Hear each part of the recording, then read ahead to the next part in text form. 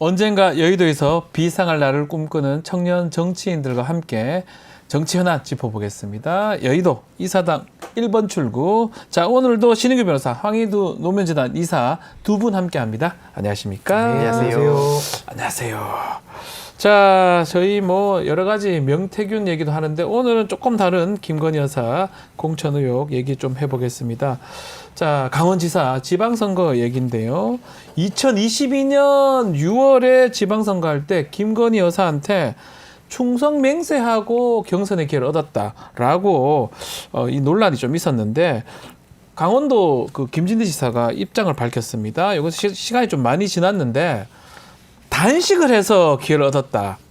자기가 단식 농성을 해서. 자, 이게 어떻게 단식하면 이걸 기회를 줍니까? 어떻게 좀 이해를 해야 됩니까? 충성맹세 단식. 예, 본인 주장이긴 하지만요. 고생해서 이 자리에 왔다. 네. 어떻게 보십니까? 당사자가 인정할 거라고 생각한 국민들은 아무도 없을 거라고 네. 봅니다. 근데 이제 우리가 지금 추측할 수 있는 네. 영역에서는 이준석 의원도 똑같은 얘기를 했고 네. 이제 김진태 의원도 서로 야 너도 약간 이랬다는 거 아닙니까? 네, 그렇죠. 둘이 이제 확인을 했다는 건데 여기서 좀 의심이 되는 거는 네. 그럼 그 시점에 이 명태균이라는 사람이 그런 얘기를 떠벌리는 게 이제 와가지고 말도 안 된다고 할 거면 그 시점에 그때로 돌아갔을 때 왜 그럼 그들은 가만히 있었는가?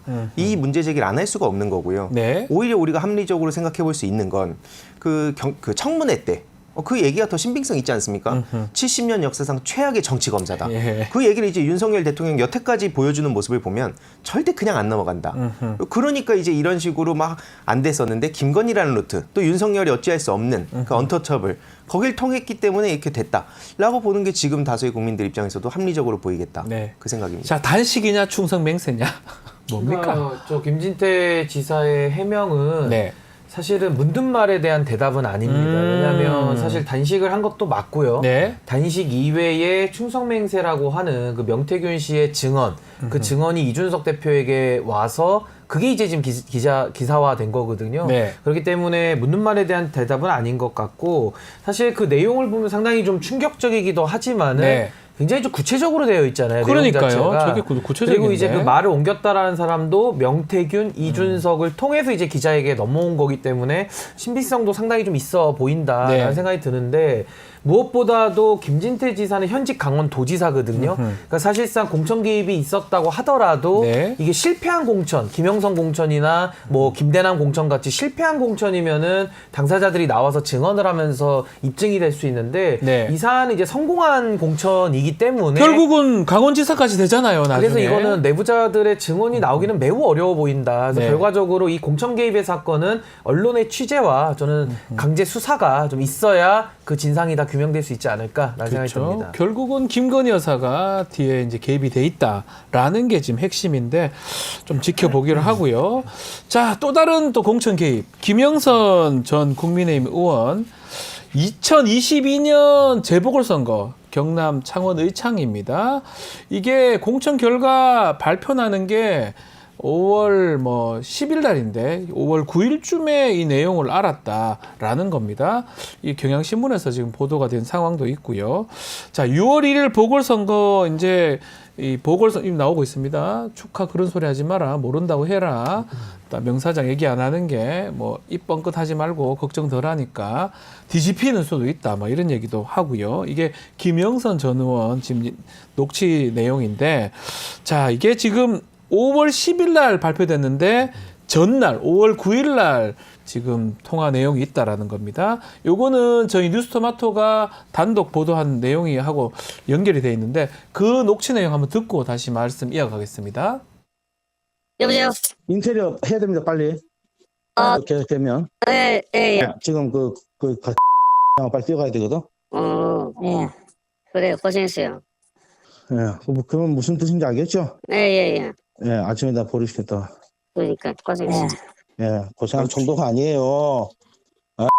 대통령 이름 팔아가고, 예. 예? 그 공간이 압박을 넣어가고, 내가 가만히 있을 놈이라. 언제 올라갑니까?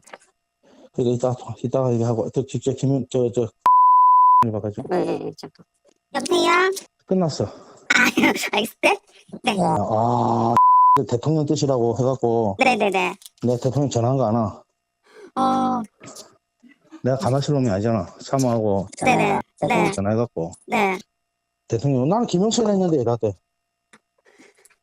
그럼 윤상이 끝났어. 고생하셨습니다. 아 그러니까 빨리 그 간판하고 네네네. 그 소문 내면 안 돼. 나중에 네네. 후보들 난리 날 겁니다. 네네네. 입 조심하라 하고 네네네. 네, 우리끼리만 그거 하고 알겠습니다. 아침에 발표할 거예요. 네네. 알겠습니다. 내일 아마 점심 때 발표하겠지. 그 행사가 있기 때문에 네네네. 오나. 예, 알겠습니다. 네, 알겠습니다. 자, 지금 들은 얘기가 공간에서 공천 결과를 발표한 날 바로 전날입니다. 2022년 5월 10일 날 공천 결과가 발표됐는데 5월 9일 날 이 내용을 다 알고 인테리어 바꿔라. 내가 누군데 윤상현 어쩌고 저쩌고 얘기를 계속하는 모습. 이게 우리 뉴스토마토에 단독 보도했던 내용인데 자, 더 놀랄 내용도 저희가 좀 알려드리겠습니다. 이게 5월 이제 9일인데 8일 전에 5월 2일 날에 명태균 씨하고 강혜경 씨 통화 내용 이것도 한번 들어보고 이야기 나눠보겠습니다. 오늘 네. 여사님 전화 왔는데 네네. 내 고마움 때문에 네네. 김영선 걱정하지 말라고 내가 고맙다고 네네. 야, 자기 선물이래. 아, 하여튼 입 조심해야 돼요. 알겠습니다. 네네네. 난리 뒤집힌다. 알겠습니다. 네. 자, 선물입니다. 김영선 공천 선물로 줬다. 요 부분이 이제 아주 중요한 내용 같거든요. 요번에 지금 보도된 내용, 요 내용입니다. 저희는 5월 9일 날 지난번에 했던 거고, 이번에는 5월 2일 한참 전에 선물로 지금 김건희 여사가 줬다. 어떻게 봐야 됩니까? 저는 거짓말일 수 없는 거 아닌가요, 이거는? 보면서 네. 정말 한숨이 나오는 거를 한숨 제가 쉬더라고요, 지금 주체할 금방. 수가 없겠는데 예. 사실 대한민국이 어떤 나라인데 이렇게 참 정당을 사유화해서 대통령의 배우자라는 사람이 이걸 선물로 준다?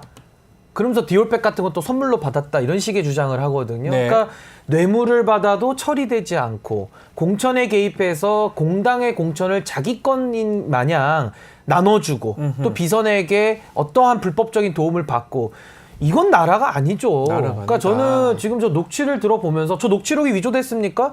그거 외에는 저건 진실인 거예요. 더 이상 따질 일이 없는 겁니다. 네. 근데 이렇게 나라가 시끄럽고 뒤집어질 만한 일들이 발생했는데 네. 고요하거든요. 아직까지 검찰이 답변 안 움직이지 하죠. 않거든요. 예. 그 저런 사람들 방송 나와가지고 아직도 여론전에 본인들의 정당화를 위한 수단으로 언론들 활용하고 있거든요. 저는 이거는 정말 우리 대한민국이 이거는 뭐 보수 진보를 넘어서서 네. 가장 더럽고 추악한 거래가 나온 겁니다. 특히나 이 정치권에서. 그래서 저는 여기에 대해서는 더 이상 이제 긴 말이 필요 없고 강제 수사를 통해서 저는 반드시 이거 책임 물어야지. 이거 책임 네. 묻지 않으면요. 이 나라는 정말 국제적으로도 망신살을 뻗칠 수밖에 없다. 전 그렇게 봅니다. 그러니까 유일하게 명태균 씨가 허세 불렸던 거 그거 아니고는 뭐 녹취를 조작했다고 뭐 지금 얘기를 하고 있지 않기 때문에 그것만이 유일하게 지금 이걸 빠져나가거나 항변할 수 있는 방법 같이 보이는데 어쨌든 간에 지금 선물이라 얘기했다는 거하고 문제가 공천 결과가 공간에서 했고 비공개고 그 결과를 알 수 없는 거잖아요. 근데 이 사람들이 5월 2일부터 5월 9일까지 지금 다 알았다는 거예요. 이거를 어떻게 납득시키고 어떻게 해명할 겁니까? 그러니까 지금 이게 너무 많은 소식들이 막 한 번에 쏟아지니까 이게 막 아마 보시는 분들도 그러니까 맨날 뉴스를 보는 저희들도 사실 따라가기 힘들 정도로 많은 소식들이 터지고 있는데 또 한쪽에서는 뉴스타파에서 원본 데이터랑 비교 분석해봤을 때 네. 그 홍준표 시장 그 당시 후보 맞습니다. 결과도 이제 조작됐다는 게 드러나지 않았습니까? 네네네. 증거가 떴고 네. 그리고 이 김영선 씨 같은 경우에도 경남 선관위에서 그 본격적으로 그 조사가 들어가니까 왜냐하면 선거 보전금이 지방선거 예비 후보자들한테 뭐 A, B 얘기 나오면서 돈이 흘러가니까 조사 나가고 그러니까 이제 강혜경 씨한테 연락을 해서 아 이건 뭐 공천 사기 본인 입으로 막 이렇게 얘기하고 명태균 씨와 미래한국연구소랑 이렇게 관계 없는 것처럼 해달라 얘기하고 이런 내용도 지금 나오고 있거든요. 네. 그러니까 이런 걸로 쭉 밀어봤을 때 지금 결국에는 이 명태균 그다음에 김영선 이들은 정보를 미리 다 막 입수했었고 사실 이게 또 창원 산단 얘기까지 나오면서 복잡해지지만 창원 산단도 있습니다. 예, 그런 중요한 이슈들을 어쨌든 따로 보고 받았고 네. 그리고 이거를 입증해 주는 게 이준석 씨 얘기입니다. 막 그 강적들 같은 방송이라든지 다른 데 나가서도 하는 얘기가 뭐냐면 네. 명태균을 우리가 그 대선 당시에 신뢰하는 메신저로 이용했다는 거 아닙니까? 네. 거기에 김종인 씨 얘기도 같이 나옵니다. 김종인 이준석 본인이 위원장님이 얘기를 해요. 있습니다. 이준석, 네. 김종인 이런 사람들을 신뢰할 메신저로 썼다. 왜냐면 윤핵관들이 자꾸 중간에서 말장난을 하니까 네. 우리가 그 사람을 믿었다는 얘기를 하고 있는 거예요. 그러면은 지금 와가지고 막 문제 터지는 거에 대해서 거짓말쟁이다, 허풍이다 이렇게 얘기하고 있지만 그 시점으로 갔을 땐 다 믿고 있었다는 거고 지금도 심지어 연락을 주고 받는다는 거 아닙니까? 그럼 이걸로 봤을 때 지금 급하니까 문제가 되는 거는 그냥 다 허풍쟁이다. 네. 뭐 이런 식으로 넘어가는 거고 실질적으로 여태까지 거길 유통창구로 썼다는 건 본인 입으로 다 입증을 한 거죠. 네, 지금 이준석 의원이나 뭐 김종인 비대위원장 이번 그 국민의힘 대선에서 두 사람이 중요한 역할을 했지 않습니까? 근데 이걸 몰랐다고 뭐 하긴 사실 어렵지 않나 싶은 생각 들어요. 그러니까 이제 이준석 의원에 대해서는 비난 가능성이 훨씬 더 높죠. 아하. 그러니까 결과적으로 저는 지금 이 공천 거래 뭐 선물로 생각하면서 이제 주는 시기에 이거 나중에 이제 공천 뇌물까지 봐야 네. 되는 사안인데 너무나도 이거는 경천 동지할 일이거든요. 그러니까 이제 앞으로는 대한민국에서 정상적인 민주주의가 가능하겠습니까? 이제 대한민국에서 이거를 갖다가 공천권을 이제 뇌물로 거래하는 나라가 된다면 전 세계에서 수치 아닙니까? 네. 근데 이런 일을 벌인 사람에 대해서 이 명태균 씨에 대해서 많은 정치인들이 놀아났고 그 놀아났을 뿐만 아니라 이준석 의원만큼은 아직까지도 명태균 씨는 맞는 말을 많이 하고 이분에 대해서는 신뢰를 가지고 지금도 교류하고 있다는 얘기를 당당하게 나와서 하거든요. 그러니까 이거는 범죄자에 대해서 뭐 옹호하고 수호하는 걸 넘어서서 정말 이렇게 정치가 이렇게까지 망가져서 되겠는가라는 네. 생각이 들 수밖에 없고요. 저는 여기에 대해서 이준석 의원의 비난 가능성을 더 높게 보는 이유가 이분은 내부자거든요. 내부자고 알고 책임자고 알고 책임자거든요. 있고. 예. 근데 거기에 대해서 알고 있고 책임을 져야 되는 사람이 방송에 나와가지고 이건 공천 개입 아니다라는 식으로 뭐 확실치 않다, 분명치 않다. 아니 분명하지 않으면 말을 말아야죠. 네. 가만히 있어야 되는데 나와가지고 계속 물줄기를 틀려고 했고 최근에는 그 박형광 기자가 그 이준석 의원의 녹취록을 갖다가 오픈을 했어요. 맞습니다. 하도 거짓말을 많이 하니까. 예. 근데 지금 그 녹취록을 보면은 녹취록 속의 이준석과 현실에 나와서 방송 나와서 말하는 이준석이 서로 싸우고 있어요. 이거 어떻게 해결해야 됩니까? 네. 그러니까 저는 이거는 정말 이제 있을 수 없는 일이 벌어졌기 때문에 벌어진 건 할 수 없고 네. 여기서부터 이제 어떻게 처리하고 수습하느냐 저는 이게 매우 중요하다. 매우 중요하다. 자, 대통령실 얘기를 좀 해보겠습니다. 공천 관련해서 특히 재보궐선거 김영선 전 의원입니다. 5월 2일 날에 명태균 씨가 김건희 여사 언급하고 5월 9일 날 공천 발표나기 전에도 알았고 근데 대통령실에서는 경선 이후에 본선도 아닌데 경선 이후에 명태균 씨와 관계 다 끊었다고 하는데 이거 해명을 제대로 해야 될 것 같아요. 이 해명도 안 맞는 거고 그럼 이거는 지금 나오는 거 5월 2일 날 5월 9일 날 재보궐선거 나온 거 이건 어떻게 할 겁니까? 대통령실 해명해야 되는 거 아닙니까? 해명을 해야 되는데 이제 예. 해명을 원래 여태까지 뭐 민주당뿐만 아니라 심지어 같은 당이더라도 자기들 네. 마음에 안 들면은 바로 튀어나왔는데 이거는 네. 그냥 마치 대꾸할 가치가 없다. 정말 그 공교롭게도 이준석 씨는 여기서 아까 말씀 주셨듯이 태균수 앞장서고 네. 나머지 사람들은 이제 물밑에서 이제 막 이런저런 얘기했던 게 드러나곤 있지만 네. 어쨌든 표면적으로 대꾸할 가치가 없어서 대꾸 안 한다. 그러니까 네. 막 소장 써놓고 그냥 품고만 있고 막 이런 사람도 있는데 그러니까 이게 결국에는 지금 대통령실이 여태까지 보여줬던 모습 때문에 오히려 더 많은 시민들을 합리적으로 의심한다라고 생각을 하는 거고요. 네. 그리고 아까 이준석 씨 얘기도 진짜 웃긴 게요. 네. 이준석 씨가 나경원 씨 막 부정선거론자로 몰면서 다중인격자 얘기했잖아요. 네. 이거야말로 이준석 씨도 2대 준대 석이 서로 싸우고 있는 겁니다. 네. 이준석 씨 표현대로면. 네. 근데 이런 거에 대해서 본인이 날카롭게 질문하는 언론 방송은 피해 다니고 좀 이렇게 막 그 할 얘기 막 다 하게 해주는 편안하게 해주는 데만 나가가지고 허세를 부리니까 사람들이 헷갈리게 만드는데 네. 단순합니다. 네. 이 대부분은 지금 여론 조작 문제, 심지어 어제 뉴스타파 그 최근 뉴스타파 보도를 통해서 드러났는데 이거에 대해서 여론 보정 얘기하는 게 딱 지금 명태균, 네. 이준석 두 사람입니다. 보정. 예, 예. 보정이라고 말장난하는 게 샘플 지금 추가했죠. 맞습니다. 예. 그러니까 조작한 거죠. 그러니까 이게 핵심은 뭐냐면은 예. 한쪽에서는 공천 뇌물,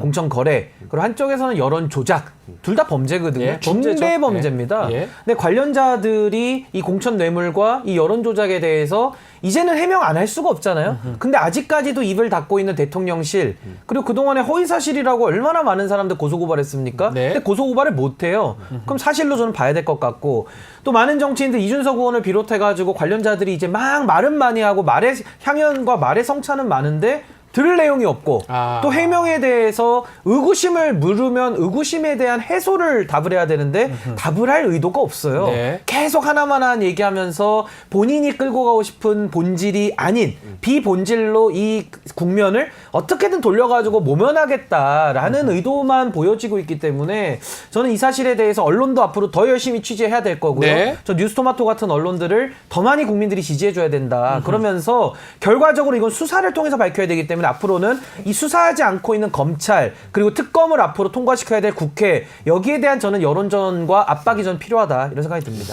자, 또 문제가 되던 게 신용환 교수 얘기입니다. 윤석열 캠프에서 정책 총괄 지원실장을 맡았고 명태균 보고서 본인도 봤다라고 얘기하면서 대선 당일까지 그게 활용됐다 얘기를 했었는데 이제 문제는 당시에 윤석열 캠프 그 관계자들 후보 관계자들이 신용환 교수 모른다 일제히 부인을 하고 있어요. 보고서도 못 봤다.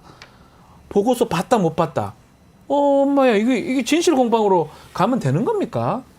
뭔가 근데- 나오면 진실 공방을 가버려요 그냥. 아니 근데 나왔다 하면은 부인하면서 이렇게 거짓말들을 많이 하는데 예. 제가 봤을 때는 이제 이 정도로 부인하면은 자신들의 인생을 부인해야 되지 않을까요? 아니, 이것도 왜 부인합니까? 아니 신용환 실장이 뭐하러 윤석열 캠프 거짓말합니까? 내부에 있었던 사람이고 예. 내부자들이 갖다가 이 자료를 본 것이다. 네. 그럼 뭐가 더 설명이 필요합니까? 내부자 증언이거든요. 그러니까요. 근데 이것조차도 관련자들이 부인하면서 심지어는 신용환 실장은 그냥 중요한 직책이 있지 않았고 그냥 뭐 어디선가 실무 끄트머리에서 그냥 그런 일만 했다라는 식으로 얘기를 해요. 네. 그럼 반대로 실무에서 끄트머리를 하는 사람까지도 이 보고서를 갖고 있었다라고 한다면은 더 문제죠. 전방위적으로 더 활용한 문제죠. 거거든요. 네. 그러니까 이거 어떻게 해서도 해명이 안 됩니다. 그러면 이럴 때 그냥 자수해서 빨리 광명 찾는 게 더 빠르지 않을까? 내용은 드러나고 있는데 아니 지금에 와서 현실만 모면하겠다고 거짓말하면 그거 안 드러납니까? 네. 저는 언제까지 이렇게 그 정치하는 정치인들의 이 부도덕함과 거짓말들의 향연을 봐야 되는지 정말 참담합니다. 지금 보지 못했다라고 합니다. 근데 그거 본인이 못 봤다 해가지고 이게 이 사람이 거짓이 되거나 그런 보고서라든지 이런 진실이 없어지진 않는데 어쨌든 간에 당시 그 국민의힘 선임 대변인 했던 윤희숙 대변인 지금도 대변인 하고 있죠. 윤희숙 대변인이 캠프에서 한 번도 본 적이 못 볼 수 있죠. 근데 이거 못 봤다고 해가지고 이 본인 얘기로는 실장, 본부장 직책 다 달아주는 거니까 신용환 교수 뭐 아무것도 아니라는 식이 얘기를 하는 것 같거든요. 어떻게 봐야 됩니까? 아니, 매우 구체적으로 얘기를 막 하지 않습니까? 네. 실제로 윤석열 대통령이 뭐 표현은 그렇게 안 했지만 이제 뉘앙스로 전한 게 막 네. 굉장히 화를 많이 내고 뭐 네. 어떤 성격을 갖고 있는지는 대부분 막 전원으로도 전해지는데 그런 얘기들 막 구체적으로 하면서 일정이 갑자기 바뀐다. 그럼 이제 윤석열 대통령이 또 경로를 합니다. 네. 그럼 이제 거기에 납득 가능한 이유가 있어야 되는데 그게 이제 우리가 추정하기로는 아 명태균 보고서면 함부로 못하지 않겠습니까? 네. 그러니까 오히려 그런 퍼즐들이 맞춰가는 거고 지금 아까 뭐 명태균, 이준석 이런 사람들이 자꾸 거짓말하면서 사람들이 속이고 있는데 예를 들어서 명태균 씨도 당장 이런 얘기하지 않습니까?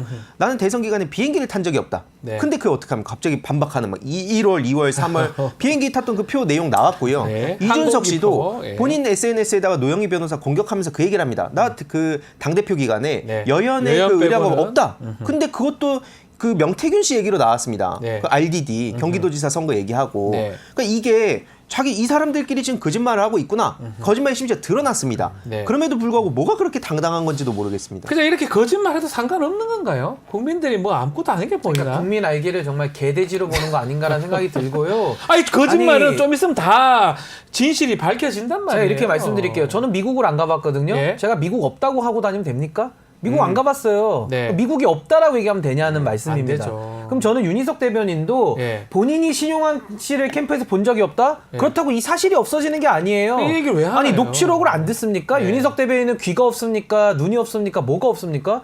매일 보도가 나오고 있거든요. 그러니까 네. 본인이 안 보는 거죠. 그러면 저는 당시에 캠프에서 책임 있는 역할을 하셨던 분이라고 한다면은 알아보겠습니다. 이런 문제가 있었는지 한번 알아보고 사실관계를 확인하고 나와서 얘기를 해야지 네, 맞죠. 묻지 마. 그냥 상습적으로 부인하고 거짓말만 이렇게 보태버리면요. 본인만 우스워지는 거예요. 아니 윤희석 대변인은 뉴스토마토 안 봅니까? 뉴스토마토 안 보면은 뭐 한겨레 건 안 봅니까? 동아일보는 안 봅니까? 보도가 쏟아지고 있잖아요. 네. 그럼 그거 보도를 좀 들여다보고 내가 모르고 내가 부인한다고 해서 없어지는 사실이 아니고 그때 당시에 어떤 진실이 있었는지를 추적해 가야 되는데 저는 저런 식으로 거짓말하는 사람들은 진실을 규명하는 걸 회방하고 있다. 네. 그럼 그 회방에도 어떠한 목적이 있겠죠. 그러니까 본인들이 관여가 됐든 안 됐든 본인들의 정치적 이익을 위해서 이런 중대한 사안에 대해서 부인하고 진실 규명을 회방하는 것은 전 정치인의 자격이 없다 이렇게 봅니다.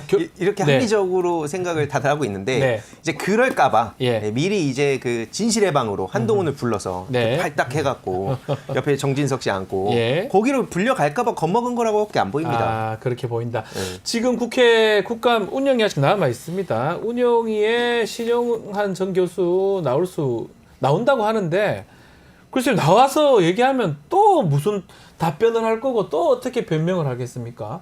그런 것도 주목이 됩니다. 그러니까 저는 사실은 한번 이렇게 모른다 해가 답변해봤자 본인 얼굴에 먹칠만 하는 거지 계속 더 증거들, 진실들이 나오잖아요. 어쩌려고 저럽니까? 미국 안 가봤다고 미국 없다고 주장하는 사람들에 대해서 진실이 갖는 힘을 좀 이분들이 전 이번에 느끼셨으면 좋겠어요. 네. 아무리 거짓말을 통해서 또 거짓말을 동원해서 그 앞에 거짓을 덮어야 되거든요. 그럼 거짓말이 눈덩이처럼 쌓아 올라가겠죠. 네. 그러면 그 모래성이 언젠가 무너지지 않겠습니까? 진실이라는 것은 그 자체로 써가는 힘이 있기 때문에 글쎄요, 저는 뭐 조만간 이 진실이 다 밝혀질 것 같기 때문에 이분들의 거짓말도 저는 얼마 남지 않았다 저렇게 봅니다. 저는 개인적으로 이렇게 거짓말한 정치인들을 국민들이 좀 기억을 했으면 좋겠어요. 그래서 단죄를 못할 것 같으면 그 거짓말은 정책 책임이니까 다시는 정치를 못하게 만들어야 되지 않나. 그러기 위해서 요 보수의 종말이라는 여기 책을 보수의 종말이 나오고 있는 한 번씩 좀 읽어보시면 예. 요 안에다가도 제가 상세히 써놨기 때문에 네. 그러니까 정말 이제 정치권에서 이런 사람들은 저는 퇴출시켜야 된다. 네. 국민을 알기를 어떻게 알기에 그런 식의 거짓말을 나와서 눈 하나 안 움직이고서 합니까? 네. 그러니까 이거는 정말 국민에 대한 태도, 국민 알기를 정말 우습게 하는 거거든요. 그리고 거짓말하는 사람이 무슨 공적인 책임 같습니까? 거짓말하는 사람한테 공적인 권한을 줘보십시오. 네. 거짓말하면서 다 본인만을 위해서 그 권한들을 쓸 거거든요. 그러니까요. 이 나라의 현실이 지금 그런 사람들이 권력을 가졌기 때문에 저는 발생한 일이다. 다시는 용납해서는 안 될 일이다. 저는 그렇게 봅니다. 저는 오히려 거짓말하는 것보다 그냥 피하는 게 맞지 않나 생각이 들어요. 지금 뭐 천하람원 같은 경우는 한 번도 좀 드러나고 있지 않고 있죠. 네. 제가 천하람원 예를 들은 건 아닌데 네. 더 이상 이 언론 논란에 본인이 자신이 없으면 오히려 빠지는 게 낫지. 계속 끼어들어가지고 헛소리 같은 거 하는 거잖아요. 근데 그 다음에 또 증거들이 계속 드러나고 있는데 글쎄요. 신용한 교수가 나와서 또 어떠한 얘기를 하게 될지 한번 지켜보기로. 근데 사실 피하는 게 능사는 아니고 네. 피하는 것도 사실은 정치인에게는 저는 비판이 필요하다고 봅니다. 근데 다만 피하는 게 그나마 낫다라는 이유 자체가 네. 적극적으로 나와서 메시지를 내는 사람들이 거짓말을 동원해가지고 진상규명을 방해하거든요. 그렇죠. 이런 부분에 대해서는 국민들께서 정말 그 명단을 거짓말 리스트 명단을 좀 만들어야 될 것 같습니다. 그러니까 이게 네. 그 어떻게 극단적 소수가 다수를 지배하는가라는 책이 있습니다. 이제 그렇죠. 그 내용을 보면은 핵심적으로 민주주의를 특히 이 법을 가지고 어떤 식으로 사람들이 민주주의 시스템을 붕괴시키는지가 나오는데 네. 지금 딱 윤석열 정부 이 사람들 앞서서 저희가 얘기했던 그 사람들이 보여주는 모습이거든요. 법을 막 해석의 영역이지 않습니까, 사실. 그렇죠. 왜냐하면 법 자체를 굉장히 타이트하게 할 수는 없다 보니까 그 해석의 영역으로 다 빠져나가는 거예요. 그 민주주의는 절대주의가 아니라 네. 상대주의지 않습니까? 예. 그러니까 그런 걸 악용해서 여기서 아까 뭐 거짓말 이렇게 한다. 그러면 야, 니네 거짓말 안 했어? 니네 진영의 거짓말 내가 한번 털어볼까? 이게 소위 이준석식의 빠져나간 방법입니다. 예. 이런 식으로 자꾸 민주주의를 갖고 노는 사람들을 우리가 어떤 식으로 합리적으로 의사결정을 통해서 처단할 수 있는가? 네. 이거에 대한 논의도 적극적으로 해야 된다 봅니다. 알겠습니다. 자, 국민의힘 총선 백서 전문이 공개됐는데 이 얘기를 좀 해보겠습니다. 자, 뭐 참패를 했습니다. 이번 총선에서. 자, 201일 만에 나온 총선 백서. 이 백서에서 보면 패인으로 불안정한 당정 관계, 또 이종섭, 또 항상무 이슈, 대파 논란, 김건희, 또 최상병 등등 이 선거에 영향을 미쳤다고 하고 있는데 이 불안정한 당정 관계가 첫 순위가 아니라 사람 이름이 언급된 거 이게 계속 논란이 되면서 파장이 컸던 거 아닌가 생각됩니다. 특히 이종섭, 항상무, 김건희, 윤석열 대파 뭐 등등 이게 가장 선거에 결정적 영향이 아닌가 보입니다. 어떻게 보십니까? 근데 불완전한 당정 관계라고 할 관계가 없어진 게 문제죠. 그러니까 대통령이라는 자가 정당을 사유화했기 때문에 아까 그 공천에 대해서도 네. 대통령의 배우자가 선물 운운하는 거거든요. 그러니까 네. 이거는 불완전한 당정 관계라고 할 관계성조차도 맺지 못한 대통령에게 사유화를 당한 정당의 모습. 그러니까 정당으로 치면 자율성을 잃어버린 거거든요. 네. 전 그게 가장 큰 문제의 핵심이라고 보고 문제의 핵심은 역시 김건희죠. 김건희. 그 대통령을 가스라이팅하고 있는 그 김건희의 그 모든 그림자의 그 흑막에서 벌어졌던 아주 더러운 정치 공작질들이 이제 와서 드러나고 있거든요. 네. 그럼 이것들이 아마 총선 당시에도 물밑에서는 아주 화려하게 있었을 것이다. 저는 그 부분이 저는 국민의힘의 저는 대패의 요인 아닌가라는 생각이 듭니다. 지금 당정 관계가 불안정하다 지금 얘기를 하고 있는데 총선 백사에서 지금 보면 더 당정 관계가 불안하자 윤한 갈등. 네. 한동훈 대표 문제라 당시에도 비대위원장 한동훈 대표였어요. 그렇게 봐야 됩니까? 그러니까 물론 네. 뭐 2조 심판이라든지 그 네. 내용도 나옵니다만 네, 나옵니다. 뭐 그거랑 뭐 본인 열심히 막 까치발 들고 네. 뭐 이런 것도 물론 우스꽝스러운 모습이긴 했습니다만 네. 제일 중요한 건 뭡니까? 그때 당시에 윤석열 대통령이 여기저기 다니면서 누가 봐도 책임질 수 없는 공약 막 거의 1000조에 가까운 공약들 남발하고 네. 심지어 막 그 이수정 씨였나요? 막 대파 막 들고 이상한 소리 하고 있고 그러니까 그런 모습들 때문에 심판을 받은 건데 이제 거기에 2조 심판은 사실상 정권 심판을 떠올릴 수 있는 어떤 프레임을 연상시킨 거지. 그게 문제의 원인이 마치 이제 한동훈 대표인 것처럼 이제 자꾸 이렇게 몰아가는 것 같거든요. 네. 하지만 중요한 건 결국 윤석열 대통령의 문제가 가장 심각한 본질이었습니다. 본질은 불안정한 당정 관계가 아닌 네. 가장 뭐 국정원의 책임자가 사실은 대통령이고 아마 총선도 대통령을 보고 찍었다고 봐야 되겠죠. 그게 크다고 우리 이사님께서 짚어주셨습니다. 자, 이 가운데 홍준표 대구시장도 지금 얘기를 좀 하고 있는데 이것도 한번 살펴보면 특별감찰관 때문에 대통령실하고 당이 갈등을 빚고 있는데 한동훈 대표를 겨냥을 하고 있어요. 박근혜 전 대통령 탄핵 전야 지금 분홍색 형광펜 글씨인데요. 나오고 있죠. 탄핵 전야. 대통령과 당 지도부 오기 싸움 전국을 파탄으로 몰고 간 것입니다. 라고 하면서 야, 저 부분 홍준표 시장 얘기로라면 지금 국민의힘 상황이 탄핵에 가고 있다. 이렇게 보고 있는데 어떻게 공감이 됩니까? 그러니까 이제 탄핵 얘기는 야권보다는 여권에서 훨씬 더 많이 지금 하고 있는 게 전 하나의 좀 포인트일 것 같고 뭐 탄핵 전야와 비슷하죠. 네. 그러니까 결국에는 그 탄핵이라는 것도 대통령의 중대한 헌법과 법률 위반이 국회에서 의결이 되고 헌법재판소 가서 파면이 나온 거거든요. 그렇죠. 국회 의결 과정을 봤을 때 결국에는 보수 진영이 이거 도저히 용납할 수 없다. 이걸 뭐 배신자 운운하지만은 배신이라는 것은 한 개인과 개인과의 관계에서 말하는 거지 국회에서 권한을 행사한 걸 가지고 배신이라고 치부할 수는 없잖아요. 그러니까요. 그러니까 결과적으로 국회 안에 여권 성향을 가지는 의원들, 그러니까 보수 진영 내부가 도저히 묵과할 수 없다. 그 지경까지 대통령의 중대한 헌법과 법률 위반이 쌓였을 때 일어난 현상인데 저는 지금요. 윤석열 대통령은 박근혜 대통령보다 훨씬 심각하고요. 최순실보다 김건희는 훨씬 더 뛰어난 국정농단 범입니다. 제가 볼 때는. 그렇기 때문에 탄핵의 전야라는 그 표현 자체가 저는 뭐 맞는 표현 같다라는 생각이 듭니다. 하나만 더. 지금 파란색도 저희가 읽다가 말았는데 배신자 프레임에 한번 갇히면 그거는 영원히 헤어날 길이 없다는 걸 알아야 합니다. 인자. 이렇게 얘기를 하셨습니다. 자, 홍준표 시장의 배신자 프레임. 이게 어떤 의미입니까? 뭐 우리 그 신인기 변호사님도 훨씬 더 내부를 잘 아시겠지만 네. 이건 딱 그냥 누가 봐도 유승민 전 의원을 이렇게 연상시키는. 유승민, 네. 왜냐면 지금도 그 상대적으로 합리적인 목소리를 낸다는 이유만으로 네. 그냥 좌파다, 민주당에다 이렇게 욕먹고 있거든요. 네. 그러니까 너네도 누구든지 뭐 한동훈 대표 겨냥한 건데 네. 혹은 다른 사람 누구더라도 지금 윤석열 건드리면 유승민처럼 될 거다라는 프레임을 저렇게 작업을 걸어놓는 거라 봅니다. 근데 다른 사람도 아니고 홍준표 시장이 저도 이제 오기 전까지 페이스북을 봤거든요. 안 올라오 저게 끝입니다. 예. 근데 전 기가 막힌 게 뉴스타파 앞에 말씀드렸지만 예. 조작 전에 0.6%포인트 차이. 네. 그러니까 한마디로 그런 경합이었는데 조작 후에 3.9%포인트, 네. 2, 3% 그 명태균 얘기한 대로 됐습니다. 원래 주의서. 네, 그래서 그대로 올려 주의소 해가지고 우세로 바뀌었습니다. 예. 그럼 그 당사자로서 그거에 대한 얘기를 해야죠. 근데 평소에 틈만 나면은 막 대구시장인지 국회의원인지 헷갈릴 정도로 SNS에 글을 남기시는 분이 왜 이런 얘기는 안 하고 저런 탄핵 얘기를 하면서 예. 한동훈 때리게 하고 있냐. 아하. 이러니까 당연히 또 의심되는데. 요거죠. 요건데 요 얘기는 안 하고 계시고 네.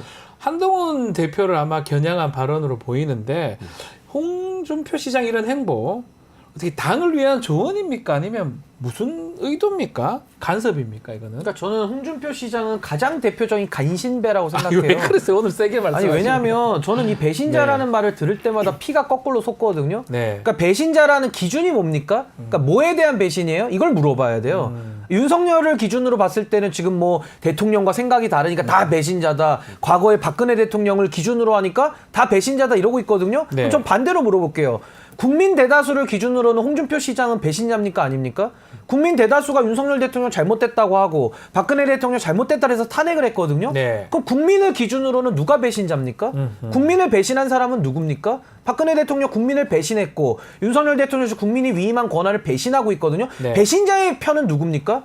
홍준표 시장. 그럼 배신자 아닙니까? 그러니까 저는 이 배신자라는 말을 정말 듣기도 섬뜩해요. 민주주의 국가에서 배신자라는 말 쓰는 것 자체가 웃긴 건데 네. 개인, 권력자 개인을 놓고 배신자 운운하는 그 사람이 간신이다. 그리고 그 사람은 국민을 배신한 사람이다. 홍준표 시장은 두 개 다 해당되거든요. 근데 뭐가 그렇게 잘났다고 페이스북에 글을 저렇게 씁니까? 네. 저는 굉장히 여론에 악영향을 주는 거기 때문에 저런 보수 행태 때문에 보수는 종말로 가고 있다. 홍준표 시장의 책임도 결코 적지 않다. 저 그렇게 아니 생각합니다. 실제로 네. 저게 이게 굉장히 웃긴 게 윤석열 대통령 지지자들이 네. 한동훈 대표 배신자 얘기를 막 하면서 저 얘기 하는 거거든요. 박근혜 막 잡아 넣었다 막 이런 얘기 하고 있는데 네. 그렇게 따지면 사실 윤석열 대통령 더 높죠. 더 높고 책임 오야붕이라 그러죠. 그거를. 진보의 오야붕. 오야붕인데 특검의 오야붕. 이런 이제 모순들이 지금 너무 많고 지금 사실 제가 되게 심각하게 보는 건 뭐냐면 세수펑크 지금 29.6조잖아요. 예. 이것도 막 기사 지금도 나오고 있는데 이거를 기금 돌려막기 하겠다고 외평기금, 공자기금, 게다가 주택도시기금 건드리고 심지어 쓰기로 한 돈 막 거의 9조 가량 이제 불용, 그러니까 안 쓴다고. 네. 그러면서 지금 막 돌려막기 하고 지금 막 돈 어떻게든 지금 이 빈 곳을 계속해서 그냥 폭탄 돌리기만 하고 있는 겁니다. 이 문제에 대해서 지금 뭐 윤석열 대통령은 물론이고 대통령실, 그 정부 여당 책임자들이 어떻게 해결할 것인가를 얘기해야지 자기들끼리 배신자네 뭐네 하는 게 결국 국민들은 죽어나가고 있는 마당에 자기들끼리 뭐 하는 거냐 추잡하다 말씀드리고 싶습니다. 그러니까 저는 마지막으로 정리하면 네. 홍준표 시장의 정치에는요 국민이 없어요. 없어요. 오로지 권력자만 있습니다. 그래서 저는 아까도 좀 다소 심하게 들리겠지만은 저는 국민을 배신한 자는 간신이다 이렇게 봅니다. 간신이다. 알겠습니다. 자, 오늘 아주 열띠게 뜨겁게 두 분 말씀하셨는데요. 오늘 말씀 여기까지 듣겠습니다. 항의도 이사 신인구 변호사와 함께했습니다. 감사합니다. 고맙습니다. 감사합니다.